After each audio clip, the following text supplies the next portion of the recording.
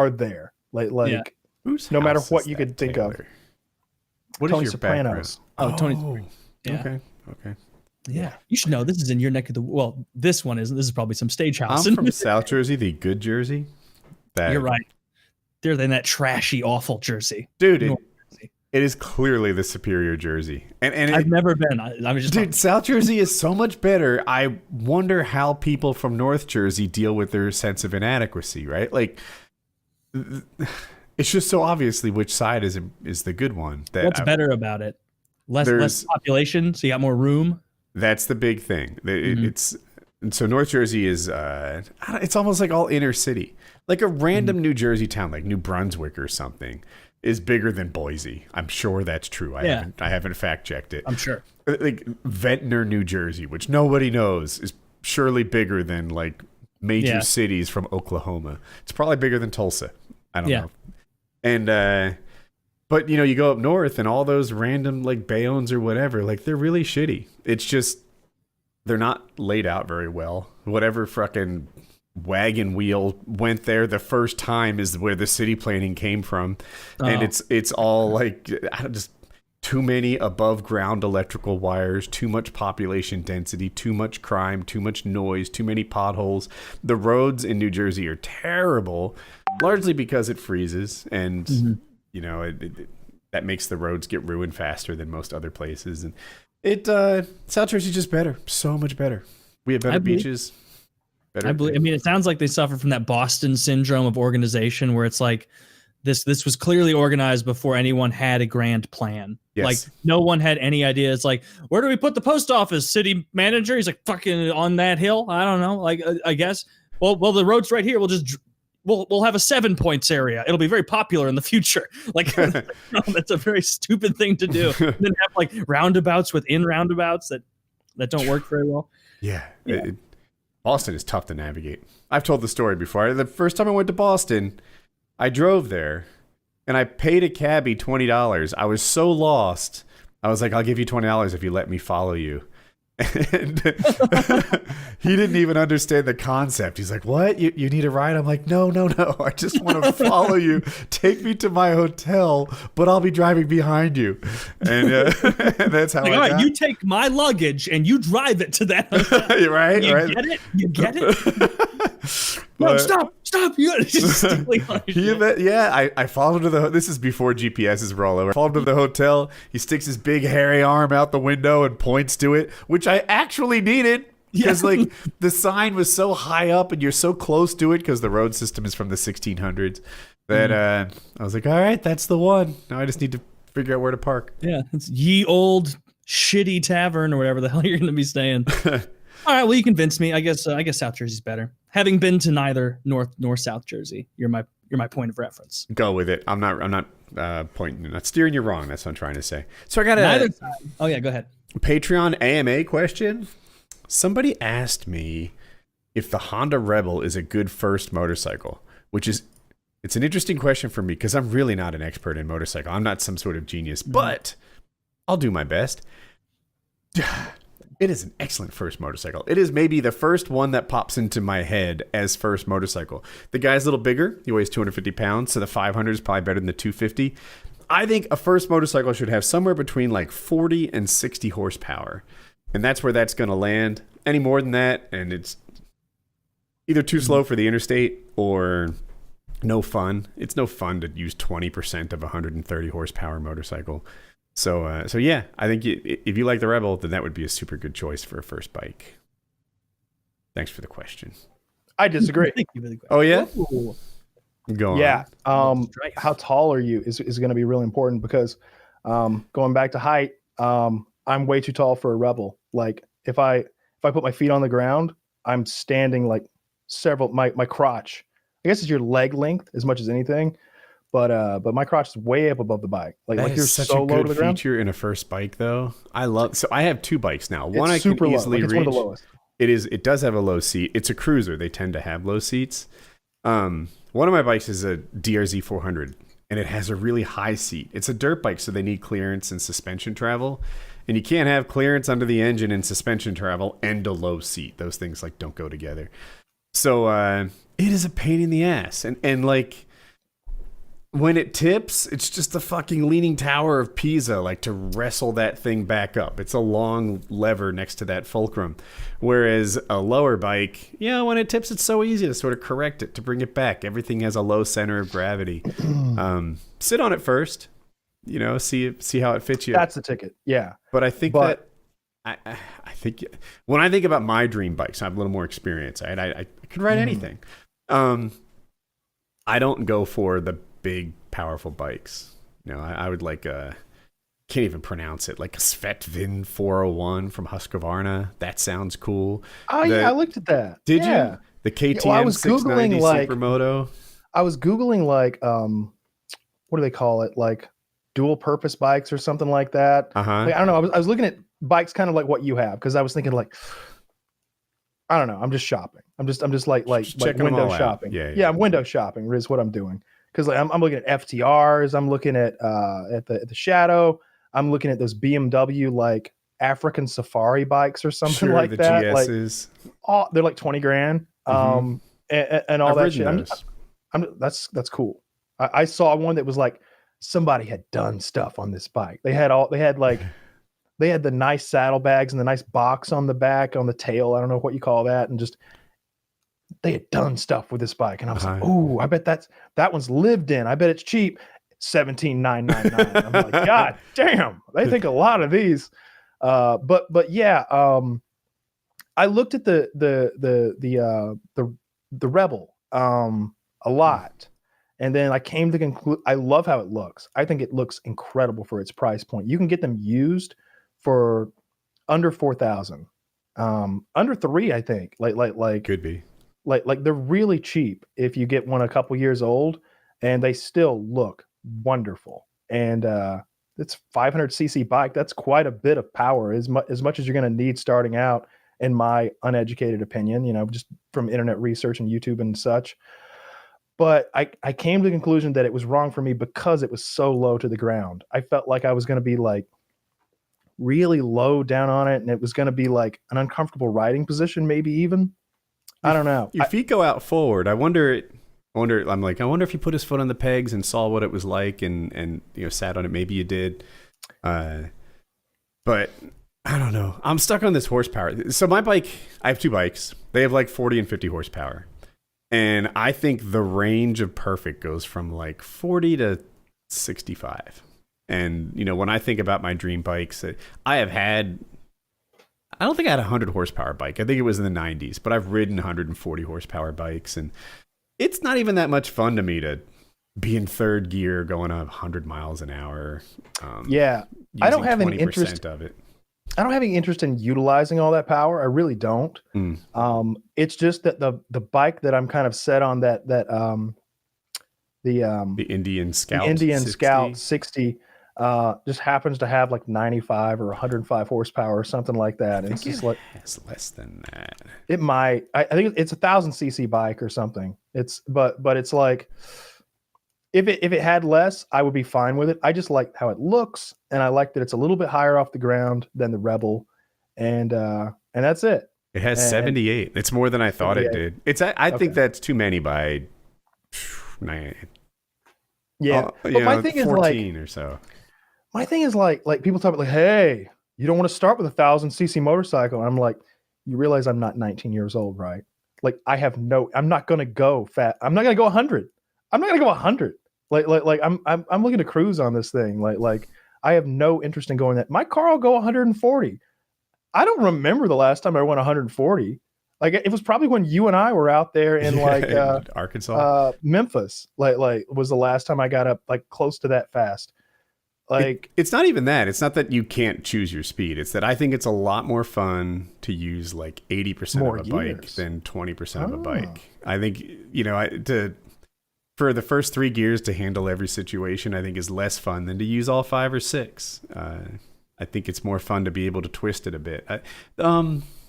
Smoking Tire, is he the car guy who came on? He had a similar thing about Matt Farah. He had a similar thing about cars. He's like, I like when he dreams of which car he wants, he'd like a car that he can use all of. Whereas if you get like I don't know my cars that well, but some McLaren supercar, then all you do is basically putt around into what that thing's capable of doing. I feel you. Okay, I hadn't considered that, but I'm sure you're right. Yeah. I know the 60. I believe the 60 has 5 gears, and that's the difference I think between it and the whatever the other one's called. I have I think it it in has front 6. of me. You might be right. I'm not I sure. really agree with you about like getting the one you feel like you can like red line, because otherwise it'd be like, oh, so I'm leaving money on the table right here, like that. It does And have you don't- 5 gears. I'm sorry, Taylor.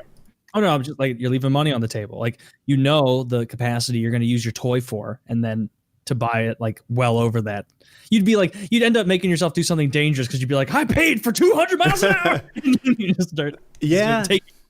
The bike can encourage you to do its thing, right? Mm-hmm.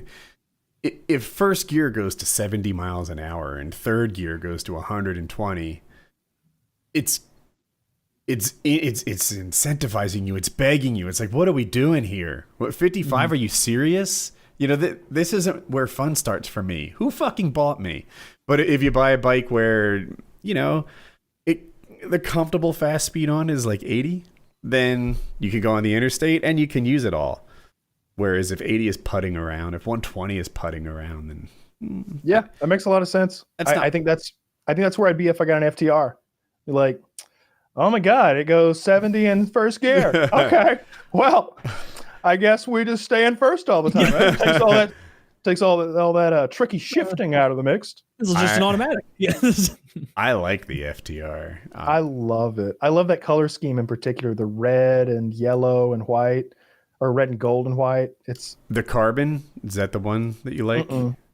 The S? It's red. It's like the tank's red, and it's got the gold like pipes around the engine, like cage or whatever. I don't know what you call those, like the part that protects the engine on the side. It's just like a roll cage or something. But it's gold, white, and red. You're not thinking of the I'll find it. carbon.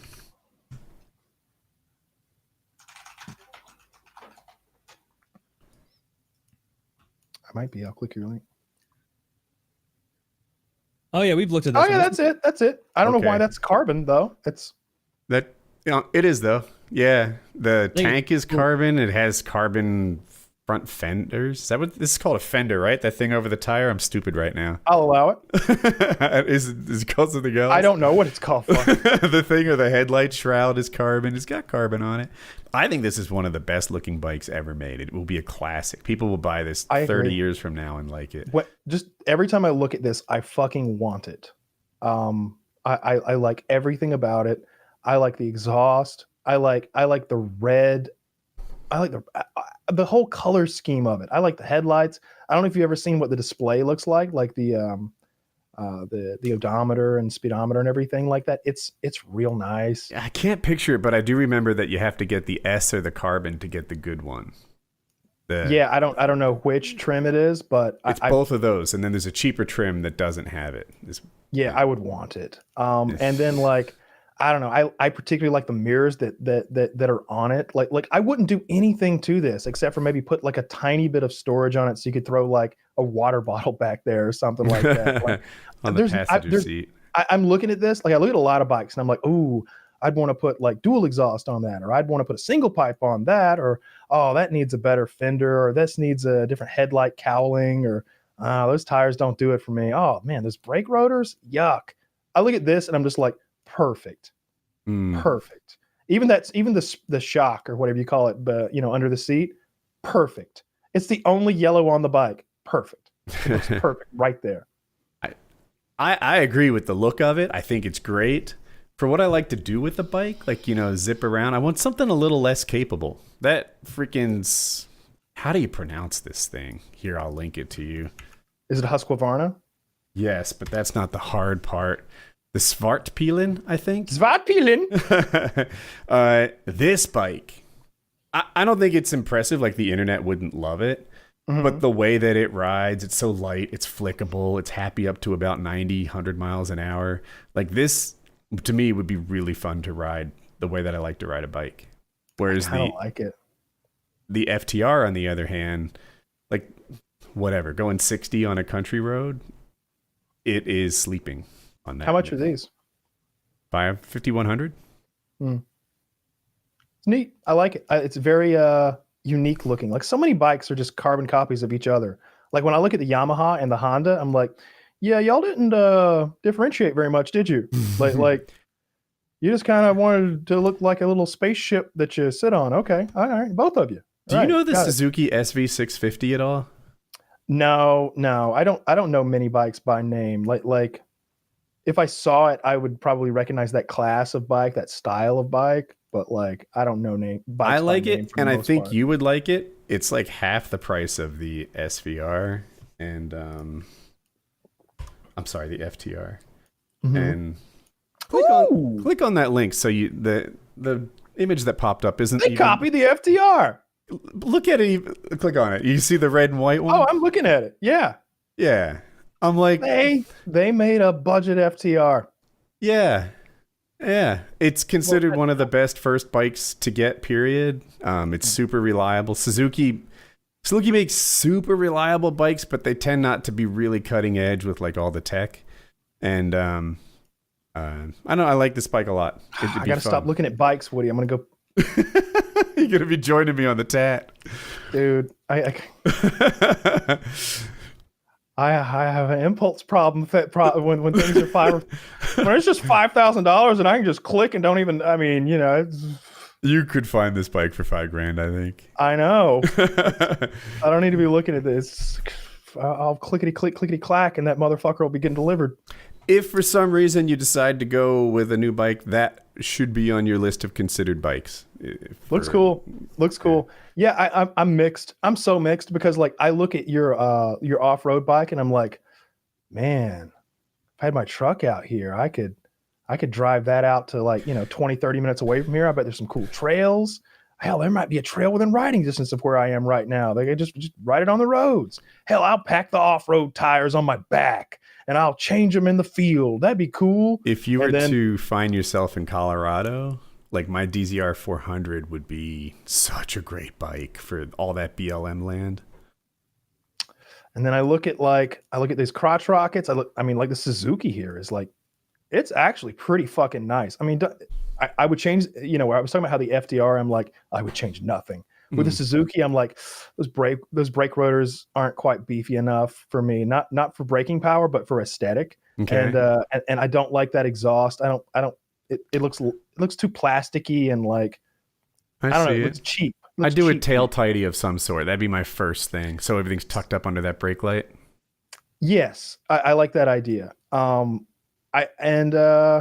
than that, like the cowling is fine on the light. I like that. I wouldn't change that too much. On the Indian, I've seen where that's been modified, and I'm like, oh, if I got the Indian, I would definitely put a whole different like cowling on the front of this thing. Like the modified one is sick. That's the way to go. Is this the Scout 60 we're talking about, or the FTR? Oh, okay. Yeah, but the FDR is perfect. What I'm saying is the Suzuki has like minor things I would change. The exhaust, brake rotors.